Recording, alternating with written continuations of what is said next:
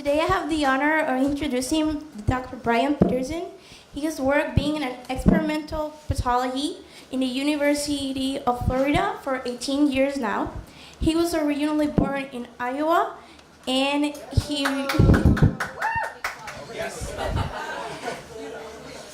actually was planning to start med school, but he never did it because his advisor asked him why he wanted to be in med school, and he didn't have the right answer. So he then discovered he was more into research and the science side of it, and he started with pathology. What he really likes about Florida is that there's no winter at all, so he really likes those winters.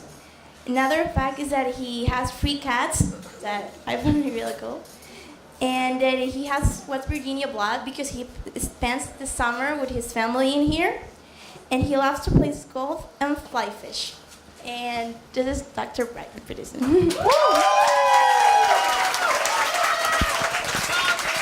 Nice job, Bobby. Thank you very much. Okay, so this is my second year being here. So to start off with, I know where my Iowa folks are because they already did that. But anybody here going to go to Duke? Nobody? Oh wow, that's bad. That's bad. How about the University of Pittsburgh? Anybody? Anybody going to University of Iowa? I didn't think so. Okay. I see a couple of SEC schools here, but we're not going to talk to them. We just don't talk to them. Ole Miss and Mississippi State here. I mean, come on. Anyway, so like Fabi said, I've been at the University of Florida now for 18 years. So can everybody hear me? Everybody doing well? Good. Any feedback? It sounds like I'm getting feedback here. Oh, you're pretty good. Okay. So, why am I here doing what I'm doing, talking to you guys? Because I'm going to show you today how we want to build an artificial liver. Okay? Sounds exciting. So, anybody here from California? There you go. Okay. Do you know where this picture's taken at? No. This is actually on my second love, which is golf. This is right off of Pebble Beach. Okay? So my wife took it on the cell phone with her camera, and I actually had it made into a huge picture, but I love this picture, this scene. So, can I have the next slide? Anybody pushing that? Okay, so you guys are walking into your careers of what you want to be when you grow up. And hopefully you haven't decided yet exactly what you want to be when you grow up. Because like Fabi said, I wanted to go to med school, and I really did not have the right reasons to go to med school. So if you want to go to med school, the question I want to ask you guys is, why? And it can't be because I want to help humanity. There's got to be more to it than that. So you've got 4 years to figure out why you want to go to med school. But in that process, these 2 quotes that I use up here is really what I want to really get across to you guys today. The first one is by Friedrich Nietzsche. And it states that many men fail as original thinkers simply because their memory is too good. You guys are walking into a field that you are a blank slate. You can actually start thinking outside the box. And you can actually start thinking whether or not the dogmas that we have in place today can still stand the test of time. And research, for me, is a process of trying to figure out, if I break it, can I put it back together again? And if I can put it back together again, can I make it better? And can I make it work more efficiently? So, hence, I am an experimental toxicologist, experimental pathologist. I study the liver, I break the liver, and try to figure out why it broke and how I can fix it. Okay? Next slide. So, does anybody here know where their liver is located? Show me. Okay. If you take your finger and run it straight down the sternum, you'll feel like a little indentation, a little bump. That's called the xiphoid process. Your liver basically starts right here and runs down, around, and up underneath your right rib cage. So when you sit there at Thanksgiving and you're sitting there looking at the couch saying, "Oh, I can't believe I ate it all," okay, and your stomach feels like you're bloated with 90 pounds of food in you. People are going to say, "Well, that's your stomach." That's not your stomach sticking out, that's your liver. Because the stomach is actually underneath your liver, so it's pushing the liver out. Okay? Now, the liver can do a lot of things. It is, in my opinion, the most important organ in the body. It does anything that you ingest, gets broken down in the small intestines, it comes into the mesenteric vein, which then goes into the liver, and it gets metabolized in the liver. The liver breaks everything down. I can keep you alive without a brain, a heart, a lung, kidneys, intestines. You lose your liver, 3 weeks later, you're dead. The only way to save it is through a transplant or with your ability of your liver to repair itself. Next slide. So, this is what a human liver looks like. And up here in the top left-hand corner over there is what the rat liver looks like. They may look different, but they function pretty much exactly the same way. All mammalian livers function in the same way, for the most part. It is the organ that is the engine behind the body. It keeps everything going, making the energy that you need. It stores the energy that you need. So if you know, my daughter was a swimmer, and she actually swam for UVA. And so, or if you're a runner and people go into what they call a carbo load, I'm sure you guys have heard of that. Well, what they're doing is they're eating a lot of carbohydrates, and that carbohydrates are being placed into the liver as glycogen. And then as you're running or swimming or doing your long exercise, as you start running out of energy that's in your body, the liver will start going through glycolysis and bringing that glycogen out and breaking it into glycogen that can be used to be broken down into sugars that you can actually use for your energy. Okay? Next slide. So, it does all of this. There's going to be a test at the end of this too. So memorize this, okay? But my mentor told me the most important thing the liver does, and if you talk to 100 different other people that are liver pathologists or whatever, hepatologists, they will say that the liver does a lot of things, and their thing is going to be most important. But for me, the liver, the way I was taught was it makes bile. And the reason bile is so important for our bodies is that it breaks down, it's a detergent, it breaks down the fatty acids in our body. Okay? So, that's what I'm passing on to you guys. Okay? Bile. Remember bile. It's what the liver does besides everything else. Next slide. Now, because my mentor was a Greek origin, I have to show Greek mythology. Does anybody know what this picture is? Go ahead. Prometheus? By a bird of prey for what? Okay. So liver regeneration goes all the way back to Greek mythology. The liver is a very unique organ. Next slide. Liver regeneration it's sort of a misnomer. It's really liver hyperplasia.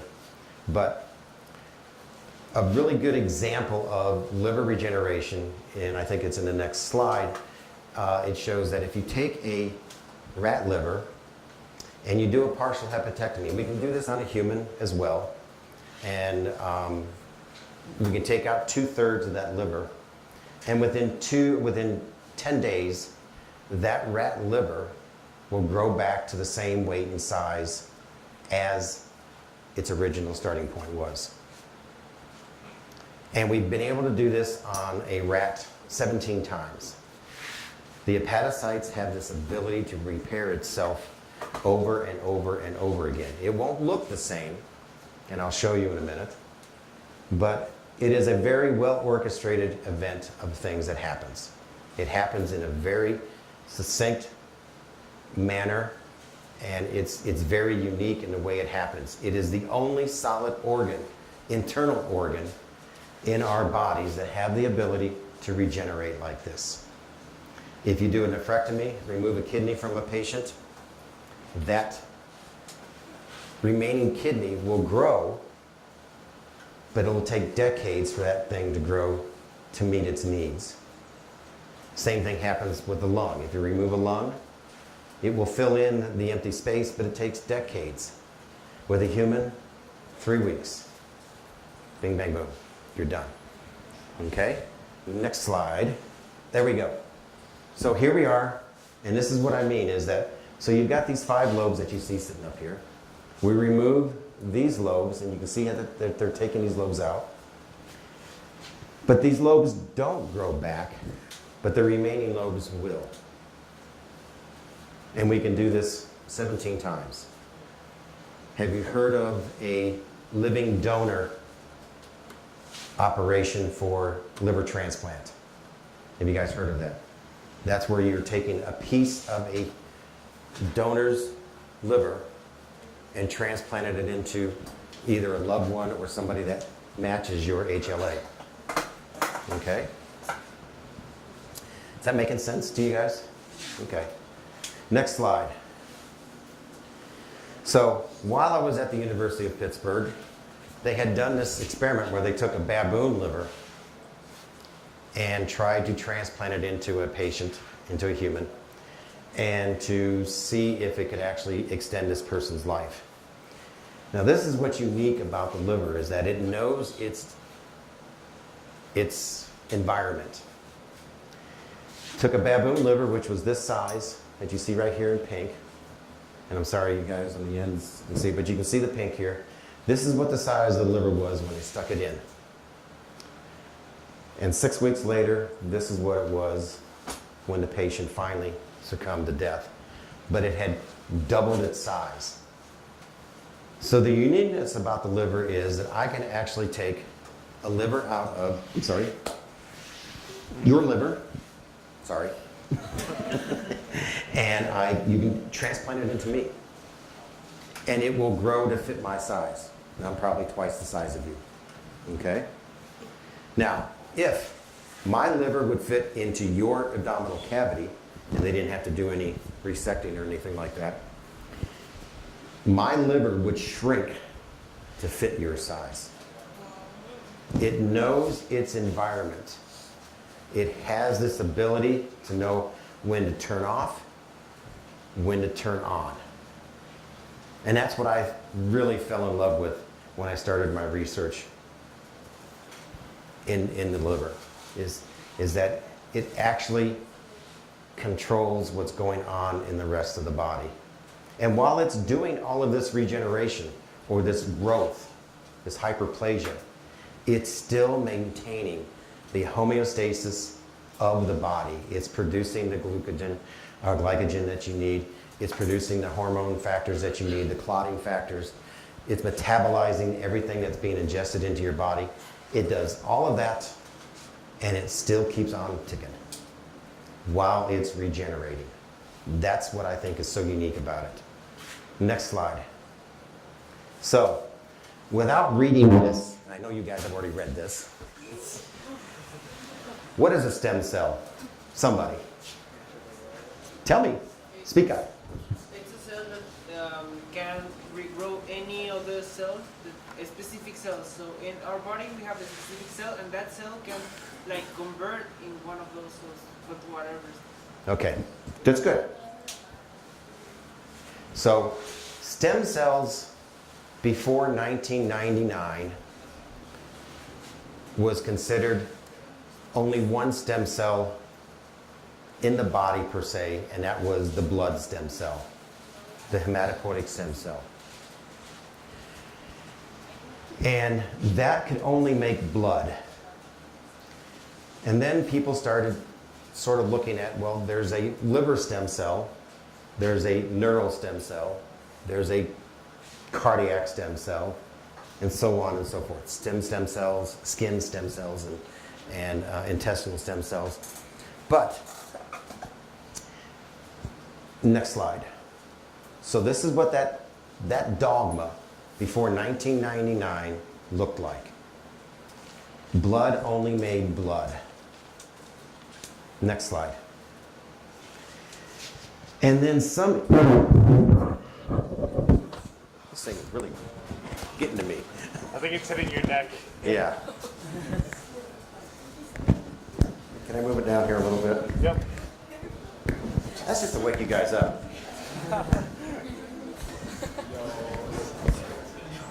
Oh, come on.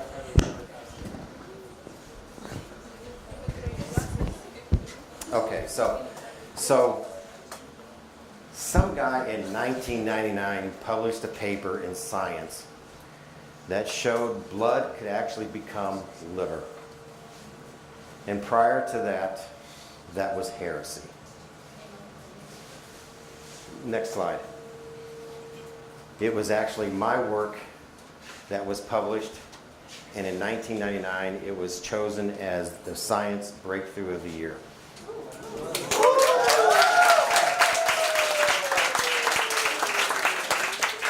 I got lucky.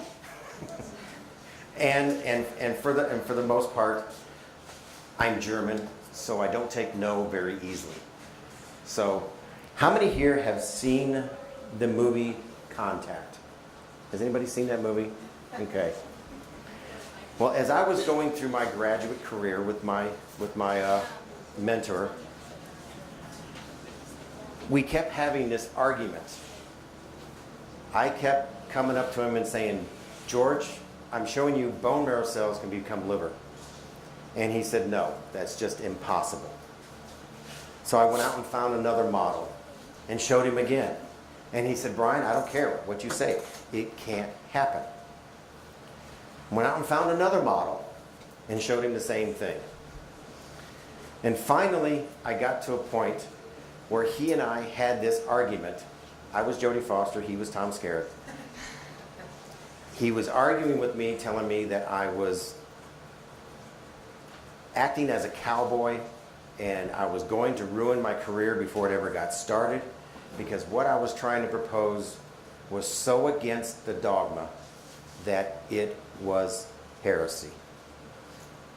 And I looked at him and I said, George, I said, your name is either on this paper or it's not on this paper, but I'm sending this paper out. And he said, take my name off. I said, okay, fine. So my mentor did several things for me at this point. He A, taught me how to stand up for my science, because it was my science and I believed in my science. B, he taught me that I needed to push the envelope further. If I had not been so stubborn, so German, that maybe this would have not gotten published. Maybe we would not have the stem cell technology that we have today. Because after this technology came out, we came out with a slew of embryonic stem cells, which then turned into another stem cell type and now we're working with iPS cells, induced pluripotent cells. Okay? So I've moved the field forward, and that's not just because I did it myself. It's been a group effort doing all of this.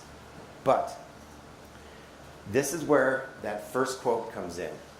You guys have to ask the question, who said, how come, and why is he right? Why can't it be something else? You need to ask those questions, and you need to answer those questions. The dogmas that we have established today were established back in the 50s, the 40s, 50s, 60s, and some of the 70s. But the technology now has gone almost 50 years into the future. We can answer these questions more directly and more precisely. Next slide. So, what do we know about stem cells? And I use this because what we really, really know is about this little tip right up here. That's about all we know. All of this right here above the water line is a lot of conjecture. One lab can do this, one lab can do that, they can do this, they can't do that. It's a lot of conjecture. This is where you guys come in. You guys get to figure this out. I'm counting on you. Okay? Next slide. And for a lot of times, this is how my lab meetings went. I mean, and this is how a lot of stem cell meetings went, was that it was a lot of conjecture, a lot of people talking, saying, yes, they can, no, they can't. They won't do this, they will do this. It became very, very political. So in reality, all I'm using stem cells now is as a tool to try and do what I want to do, which is the basis of the research that I want to talk to you about this afternoon. Next slide. Regenerative medicine.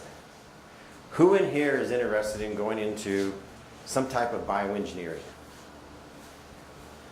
There's quite a few people here, okay? What is bioengineering? What is regenerative medicine? Anybody want to answer? Besides not reading this, okay? It's the ability to replace something that's worn out. Now, for a lot of years, we've been doing things mechanically. I got a replacement knee. Years and years and years ago, couldn't do that. If your knees were shot, your knees were shot. Okay, but now we have the ability to put in brand new knees, new shoulders, new hips. But we're now trying to get into the more serious aspects, biological. Can we actually build something that can be transplanted into a patient and have it work? Next slide. Most of this regenerative medicine came from the study of the newt and amphibians. Because if you've ever seen a lizard lose its leg or part of its tail and it grows back, it all starts right here in that green little circle. It's called a blastema. Inside this blastema is everything that limb needs to grow. And it's just not growing one tissue. It's growing everything. It's growing muscle. It's growing bone. It's growing vascular tissue. It's growing the skin. Everything is right here. Now, as we were climbing out of the primordial muck, we lost that. How do I know that? Because I don't have a finger. Okay? So as we were going through this, evolution decided that if we were going to survive, the best way for us to survive was to close the wound as fast as we possibly could. And that was to basically do what? Someone just said it over here. Scar tissue. Okay? Women like scars. I've got them all over my body. Okay? But as we were going through that, it closed the wound. It kept us as a species alive. How many here remember, and this may be way before your time, but you might have read about it. But about maybe, I think it was about 12 years ago, I think, there was a Pittsburgh Steelers football player who was on a play and broke his neck. And he was paralyzed. Does anybody remember anything about that? Well, the doctor that was on the field at the time was a neurologist, and he said he was going to do something very different. He actually threw this patient almost into a deep freeze. And why did he do that? It slowed the metabolism down of everything. The cells that actually formed the scar tissue couldn't make it to that wound site. Bless you. So by him doing that, and then slowly allowing that broken spinal cord to start forming new connections, this football player now is walking, with advice, with assist, but he's able to pick up a dime. He can pick things up off the ground. He's able to bend. He's mobile. Now before, the thing is that, they tried to take care of the person, but the thing was, scar tissue came in and blocked and made a dam between those two sites, so they couldn't connect to each other. Okay, so here, there's something in there that keeps that scarring away, and here we have the scarring in place. We're still trying to figure this out. A good friend of mine, David Stokam, at Indiana University, we call it Ooey Pooey, Indiana University, Purdue University, Indianapolis. He's been studying this for 40 years and, still trying to figure out just what makes this tick. So, we still got a long ways to go. Okay, next slide. So, in healthcare costs, it's going to be a watershed of money if we can figure this stuff out.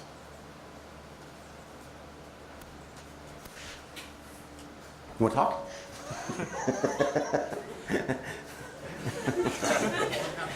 No. So we have an aging population. I'm one of them. I'm part of the back end of the baby boomers. Okay? You guys are going to have to pay for us. So you guys are going to have to take care of us. And if you guys can figure out a way to do it cheaper and faster and better, I'm all for it. Okay? Next slide.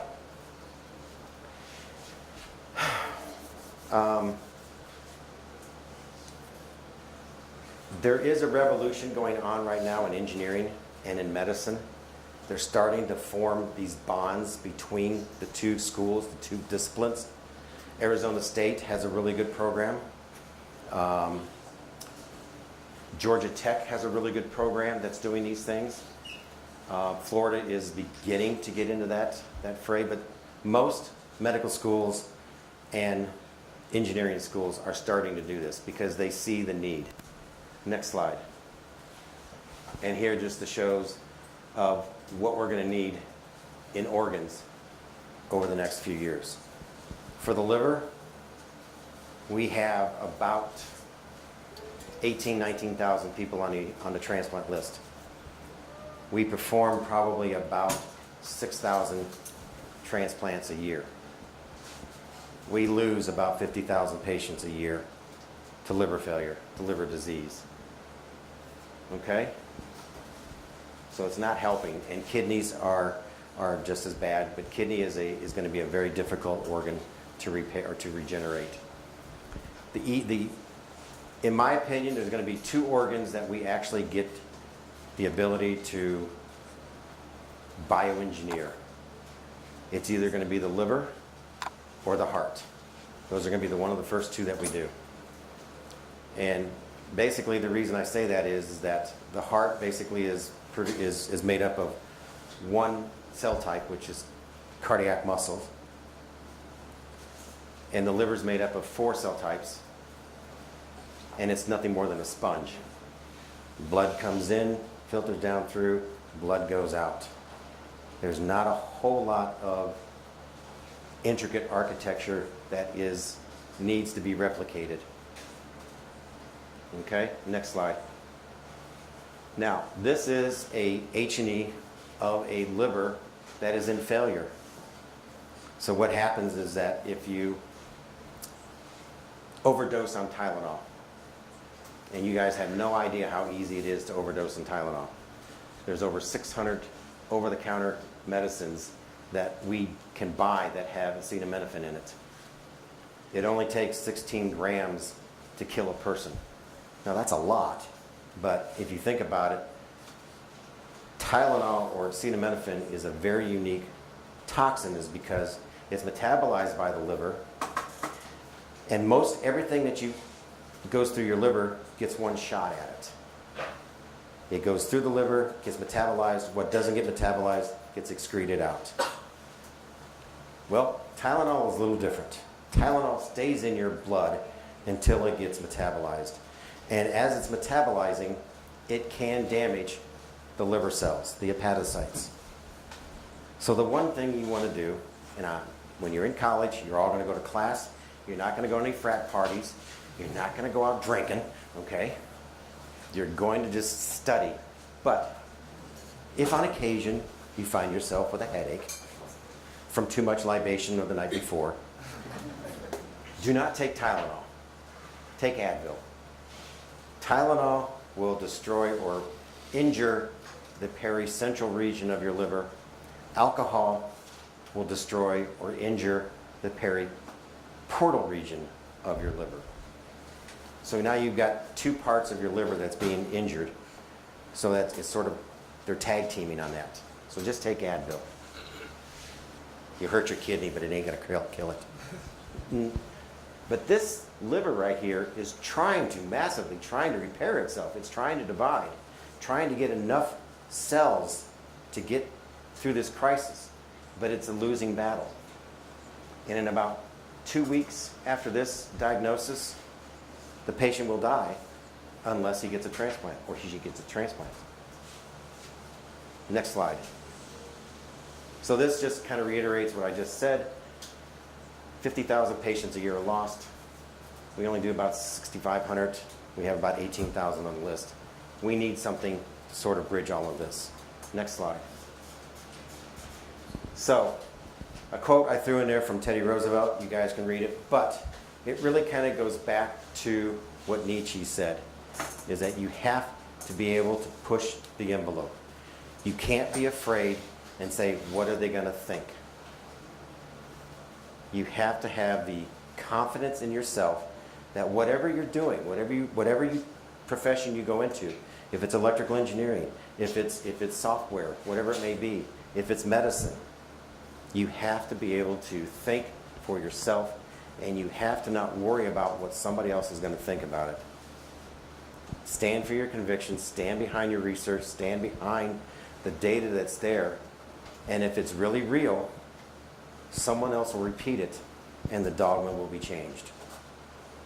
Next slide. So,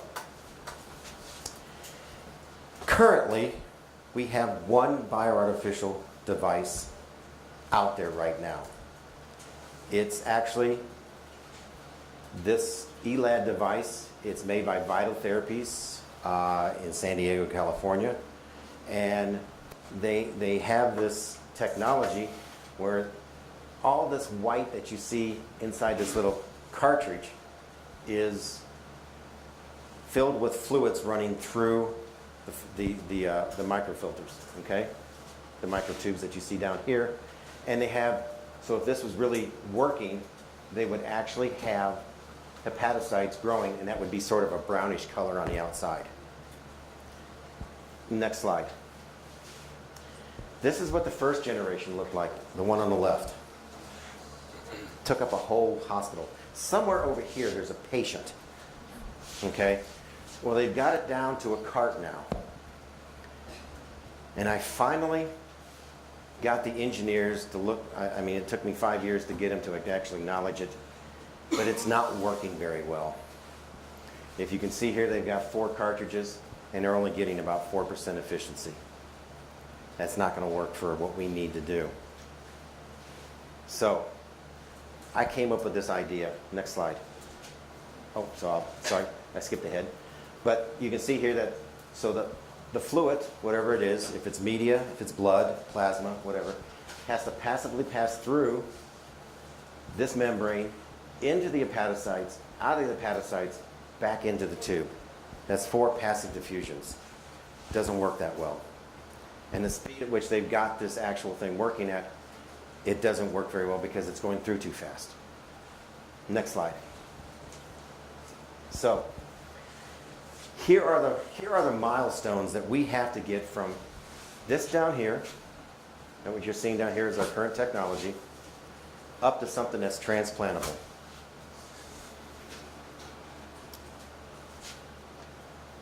The biggest hurdle that we have to overcome at this moment to get to this point right here is this right here, where I've got in pink, and that is we have to revascularize it. It has to be able to be hooked into the blood system of the patient. If we can't do it, it ain't gonna happen. We'll just be back to square one, because putting tissue under the skin or anything like that, unless it has a blood source, it's not gonna work. Next slide. So, in 2010, and we're 8 years out, we came up with a way to decellularize a liver. And this is the end result that you see here. And so you start out with a liver that looks this color. We've actually taken the blood out of it already, and we put it through one detergent, and the detergent is going to basically break apart cellular membrane. And I call this OxyClean, and then I call this over here with the SDS as my ice cube. And you can actually see how clear it has gotten. It is devoid of any cellular components. Next slide. And you can see here under SEM, scanning electron microscopy, what it looks like. This is all of the collagen and other extracellular matrix that are holding that liver together. This is just a collagen bundle that you see down here. And this is right here is actually showing you how the vascular system is still somewhat intact with its basement membranes. This is a hepatic vein. This is the hepatic artery, and this is the bile duct. Okay? And you can actually look inside, and you actually see the pores of how that blood will filter out through into the liver. Next slide. And we can actually get cells to grow on there. I took stem cells, a stem cell line that we had on there, and we can actually see that these stem cells were forming hepatocytes. You can see the green arrows are pointing towards what an hepatocyte would look like. That is the major cell type of the liver. It takes up 60% of the liver mass and is about 80% of the liver weight. I guess weight and mass is about the same, but the number of cells, okay? But you can see how these cells are actually forming cords as they go up. And that's what they're supposed to do. I just got to figure out how to do it faster. And the cells were actually starting to form other cell types. The stem cells were forming what looked like endothelial cells here and columnar cells here, which would be sort of a precursor to a bile duct. Next slide. So you see here, as we're growing these things on these scaffolds, we're getting cells to grow, and they're starting to look a little bit like hepatic tissue. Okay? And we're looking at different ways to see how we can actually, if we can coat the scaffold to make it a little easier for the cells to grow in several different ways. Okay, next slide. And we're also trying to figure out a way that we can get these cells to grow that is not, or is going to be somewhat like heparinized blood. One of the things that we have to understand is in physics, which I really hated in my undergraduate. God, I hated physics. But shear stress. If we put these cells that have been growing in a culture condition under flow with media that is very fluid, very thin, they're not going to anchor themselves as tightly as we need them on the scaffold. So we need to produce a media that closely resembles what heparinized blood would be. And we also see that these scaffolds by themselves don't cause a reaction of an immune response. Next slide. So now we're looking at, can we actually start getting these cells to actually work? Are they doing something that we need them to do and function as? So in a 2D, which is basically cells thrown into a tissue culture plate or petri dish, they don't do very well. You can see over here on the left side versus the right side. And what we've done is that we've actually taken different growth factors, different proteins that will sort of excite these cells to grow a little bit. And we get a little bit of response with HGF and EGF, and HGF stands for hepatocyte growth factor, and EGF stands for epidermal growth factor. But these are very strong, potent mitogens that help epithelial cells to grow. So is this still making sense to you guys? I mean, you guys are very smart. I know that. Okay, so if I'm dumbing it down too much, let me know. Okay?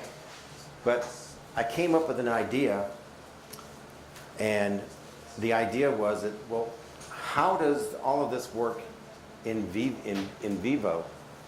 How does a embryo grow? Okay? And so when I first started working with my mentor, we had discovered HGF, and the way we discovered it was for humans was that we were actually taking human placental tissue, going back to the lab and making placental milkshakes, and then pouring all of that ground up placental tissue over a column, and then pushing that extract over another column, and then we came up with HGF. So I figured, okay, well, placental tissue has just about every known growth factor to mankind embedded in it. So I said, okay, let's take the placental extract media and see if these cells do any better. And you can see that they do better, for the most part, a little higher, a little longer. Next slide. And that we're getting function, we're getting urea function, we're getting bund function better than just what we see in 2D from that standpoint. So we're starting to actually start putting some pieces together that maybe we've got something here that we can actually start using to maybe build a device that will function like that ELAD that I had shown you several slides earlier. Next slide. So one of the things that we were working on is, okay, I need a lot of cells and I need it quickly. Hepatocytes, we don't have enough human hepatocytes to do it with. And we could try and use porcine or pig's hepatocytes, but that throws a lot of things into a condition, that, okay, how much contact is the blood going to have with these cells? And then you've got all kinds of FDA issues and everything. So we said, okay, let's just take iPS cells, human iPS cells, and see what we can do with them. And we can actually start changing them into, and this is differentiation, and the different markers that we would use to show that they're actually turning into functioning hepatocytes. So I had a graduate student, next slide, who didn't listen to me. But because he didn't listen to me, we actually discovered something. And the fact was that I told him, I said, Adam, take these iPS cells, and I want you to grow them up in the growth media, get a lot of cells going, and then I want you to transfer those cells to a scaffold and then change them into the differentiation media. And let's see what happens. Well, funny thing happened on the way to the theater. He actually took the cells, kept them in the growth media, transferred them to the scaffolds that you see here, and this is just one aspect of what was happening. But he kept them in the growth media, but they started to differentiate into hepatocytes as well as cholangiocytes. So we learned something through accident, serendipity, but the scaffold still holds enough of the architecture, enough of the cues to keep these cells going down the liver lineage. They did this on their own. We had growth media in there. We didn't have differentiation media in there. So the problem was that when we stuck the cells on the scaffold, they stayed on the scaffold. They didn't burrow their way in. Next slide. So now we're trying to figure out, okay, how do we do this? So this is what Adam did, no treatment. They all stayed on the outside. We did a needle track. They all stayed inside the needle. So we said, okay, well, let's just see if we can just loosen this up a little bit. The scaffold is, even though it's kind of rigid, so it would be like taking all of the siding and everything out of this cabin that we're in, leaving the rafters and everything, and trying to rebuild it.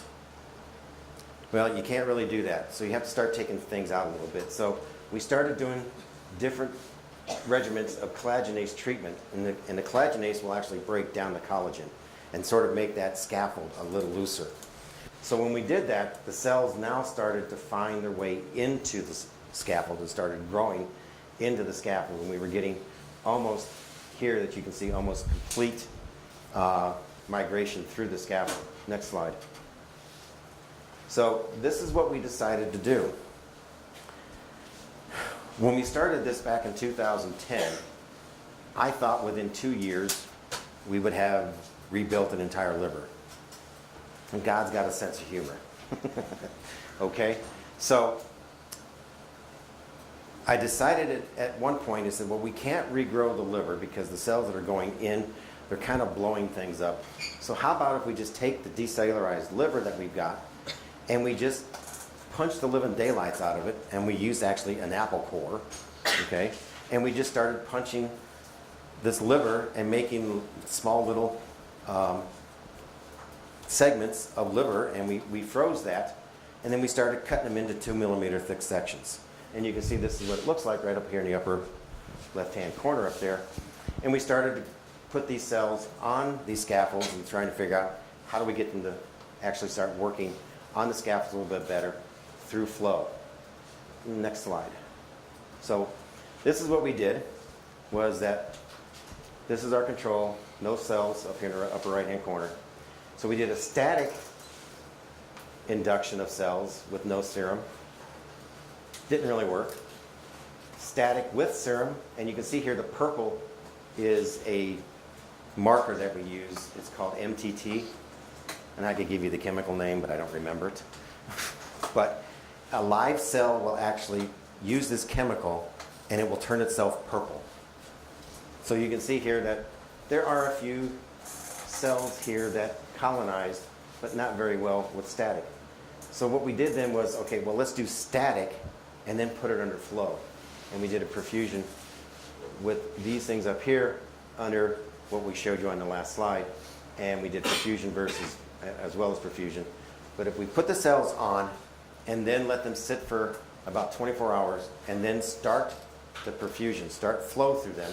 If you can go back one slide. Can you go backwards? So here is where the scaffolds are sitting, right here underneath that tape. You see the scaffolds are sitting there, and now we're putting flow through it, and we're getting the cells to grow a little faster, a little easier. Okay, now you can skip. Next slide. And so a graduate student of mine, David Sullivan, was an engineer. So he and I, when I talked, he would look at me with this weird look on his face, and when he talked to me, I had just a strange look. It's like, okay, do what you think you can do, but this is the schematic of what he put together of trying to build a bio incubator, per se. Next slide. So this is how it looked like in the lab. He's got 3 bioreactors going here with the pumps. This is what it looks like. Got this actual catheter going into the liver and trying to pump cells in and see what we can do. Next slide. So this is what would happen. And you can see here that this is actually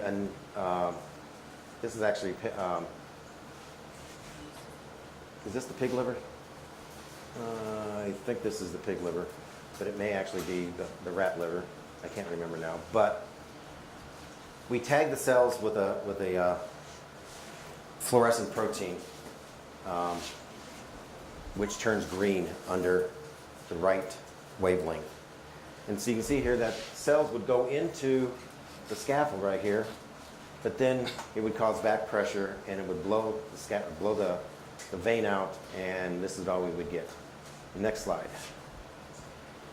And then we tried a different way, and now we're getting cells to grow throughout the liver, but they're still not growing quite as fast as what we would need them to be that we can actually use in transplants. So we're still working on the ELAD, the extra liver assist device.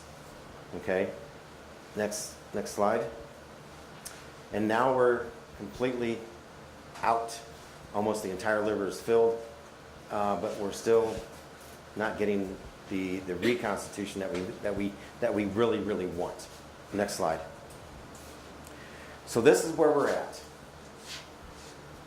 So what we've done here is we've taken the scaffold and we've actually put them into a glass tube here. And this manifold that we made, and I did all of this basically in my garage, but the blood will come down through here, the inflow. So it'll come in here and it will filter down through each of these tubes. Now this is just the first prototype. The eventual end point will be that each of these tubes will be independent of each other, which they are now, but they will also be accessible, so I can pop one in and pop one out if one of them would go bad. Okay? And here's a scaffold that we actually had, that we had 12 weeks out growing, because the entire scaffold is purple because of the MTT, and so it's going to filter down through. Next slide. And this is what it looks like with blood flowing through it. The blood will collect down here, and it'll get filtered back in, and it'll come in here, but you can't really see it. But there's actually a filter there as well. So I don't know how long this goes, but we can go to the next slide.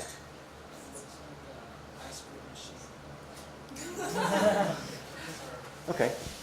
So this is one of the reasons why I'm doing this work. Okay?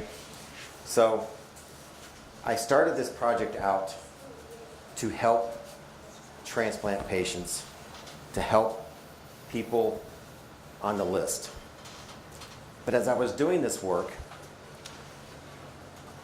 some news came across that there were biotoxins out there that are very specific to the liver. This is one of them. This is called Abies pictorius. It is probably considered the most deadliest plant in the world. And guess what? It grows freely in southern Florida, as well as the rest of the world. Okay? This little pea right here, the rosary pea? Have you heard rosary beads? People would make rosary beads out of this. Okay? Now, this pea is very deadly, but even the leaves and the stalk are deadly as well. So I started doing all this background work, and I am sure, as I'm sitting here, that I am on some NSA's list as a bioterrorist, because I was doing nothing but pulling up all these different biological agents to figure out how to kill a liver. Okay, so if anybody comes up to you and asks you, you don't know me. So, this pea right here, next slide, has this chemical in it, this protein. It's called abrin. This toxin is so toxic that one pea can kill a 200-pound man. Okay? But it's actually, he can kill more than that. Next slide. So, the liver toxicity shows that 42 micrograms of that powder, of that toxin, is enough to kill 50% of the population that you're studying. Okay? So it can kill a 60 kilogram man. Very easy. And it'll kill him in 3 days. And the sad thing is that they won't be able to detect it until it's way too late. Abrin has no antidote. You can't do anything with it except a liver transplant. Okay? The amount to kill me is about 5% of a grain of sand. Okay?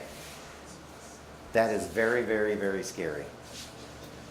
So I'm at this DoD meeting, and I'm talking to a general, 3-star general, and I said, what would you do if a company of men and women had just walked through a field that had been laced with this powder or another hepatotoxin that is very deadly, mitocystins that come from blue-green algae,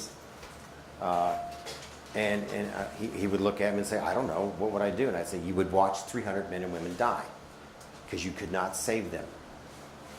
Well, who in their right mind would take this powder and throw it on the ground? Any terrorist, as I'm looking at him. I said, we've already had two rulers do it to their own countrymen. So I said, yeah, it's very easy to do. There was a 19-year-old kid, and there's another incident as well, who was trying to sell this powder on the dark web because it's so easily made. A pathogen that we have in the worlds today, like H1N1 that can be weaponized, or Ebola that can be weaponized, you know, it takes money, it takes brains, it takes equipment, and it takes space to do that, and you can't control it. Abram, next slide, I think. Okay, So again, just to show you how invasive this plant is. yeah, this is a very, very invasive plant. Runs all across this fence. This was growing on some guy's backyard. He had no idea. Okay? You can see pods of these seeds everywhere. It grows up in the trees and everywhere. Actually standing on the sidewalk, looking up into the tree.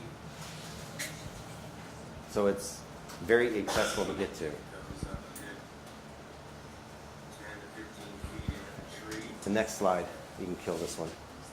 Okay?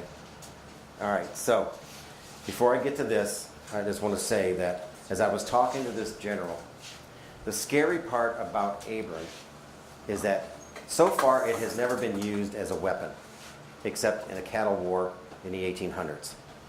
There were two cattle barons that were fighting over water rights and whatnot, and I guess one of the cattle barons understood what this seed could do, so he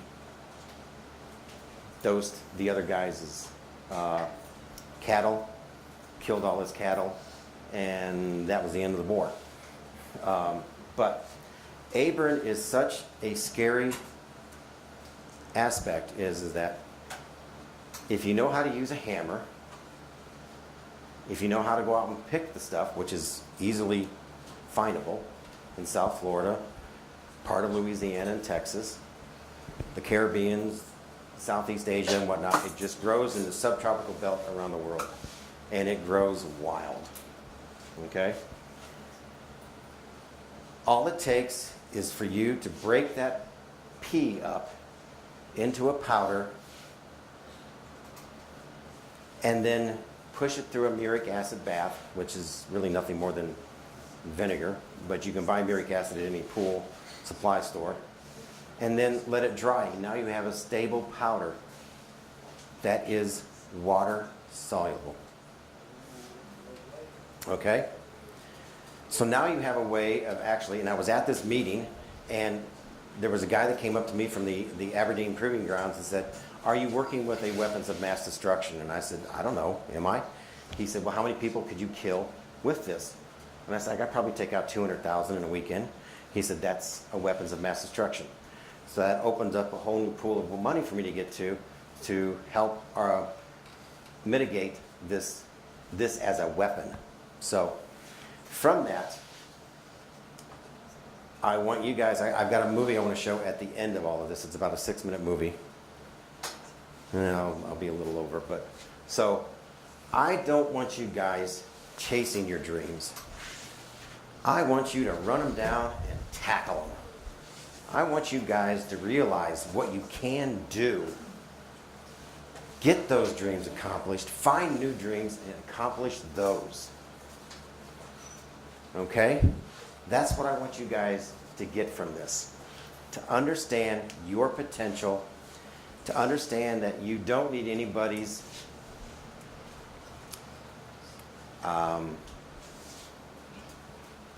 consensus, that you can push things to the limit and push it forward. 500, 600 years ago, the earth was the center of the universe. Well, we proved that wrong. 300 or 400 years ago, the earth was flat. Well, that's wrong too. 1999, everybody thought blood was the only thing hematopoietic stem cells could make. And now we've changed that.